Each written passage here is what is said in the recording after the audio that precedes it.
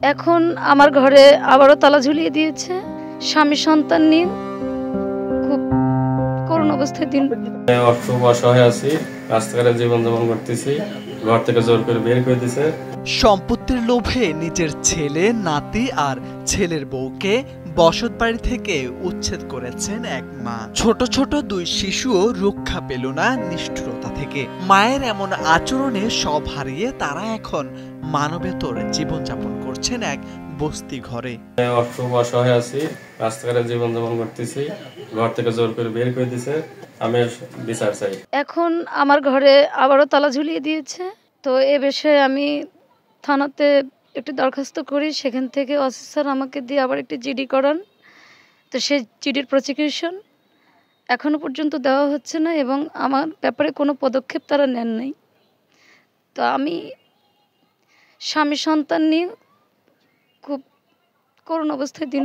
পাবনার সাথিয়া উপজেলার আরজি গোপীনাথপুর গ্রামে ঘটেছে এমন অমানবিক ঘটনা। বাবা আলহাজ লোকমান হাকিমের মৃত্যুর মাত্র 1 মাস পর ভুয়া দলিল দেখিয়ে ছোট ছেলে মোহাম্মদ শান্তা ইসলামকে বসত বাড়ি থেকে উচ্ছেদ করেছেন তার মা শাহানাজ পারভিন, বড় বোন মুর্শিদা লাবণী ও ভাবি ফারজানা সামাদ শোভা। এই কাজে সহযোগিতা করেন আয়নাল হক নামের এক ব্যক্তি। এমন অভিযোগ ভুক্তভোগীদের। কারণটা হলো, আমার বাবা মারা যাওয়ার পর জায়গা জমি নিয়ে অনেক ভেজাল চলতেছে। আমার ভাই বোন 5টা জাল স্ট্যাম্প করছে জায়গা জমি নিয়ে, সেটা থানায় অথবা করে মামলা চলতেছে। এখন জাল স্ট্যাম্প ওটা করার পর জমি জমা 2 বছর যাইতে দেয় নাই, জমি জমা ওটা ছাড়িয়ে দিয়েছে। এখন বাড়িতে বসত ঘরে তালা দিয়ে আমাকে বউ সালফাল মার থেকে বাড়ি থেকে বের করে দিয়েছে। স্থানীয়রা জানান, তাদের বাবা লোকমান হাকিম জীবদ্দশায় স্পষ্ট করে বলেছিলেন তিনি জীবিত থাকতে কাউকে কোনো সম্পত্তি লিখে দিবেন না, মৃত্যুর পর প্রত্যেকে নিজের হক বুঝে নেবে। কিন্তু সেই ইচ্ছার কোনো মূল্য রাখেননি পরিবারের কেউ। তার আপন মাই উল্টো ভুয়া কাগজপত্র বানিয়ে নিজের রক্ত মাংসে সন্তানকে ঠেলে দিলেন রাস্তার পাশে এক বস্তি ঘরে। মা ভাবি এদের নিয়ে দ্বন্দ্ব ফসাদ করে তারাই তাকে বাড়ি করে দিছে। এলাকার লোক হয়তো কেউ যায় নাই, আমরাও সেখানে যাই নাই। যা বললো যে ওরা বাড়িটা লেহে লিবের চায়, বললাম যে লেহে লিবের চায় আপনি কি কন দিবের চাই, তার কীভাবে দেবেন? সে বললো যে আমি অংশ মিয়াক দেবো, বোর অংশ বোর 2 আনা বোক দেবো, 2 সওয়ালের অংশ 2 সওয়ালেক দেবো। তখন আমরা বললাম যে এটা তোমার না লেহে দিলিবি চলবি, খামা খরচ করে লাভ নেই, এইটাই পাবি তারা, তুই মরে গেলি বেরে এই অংশই পাবি, এইটুক কথা।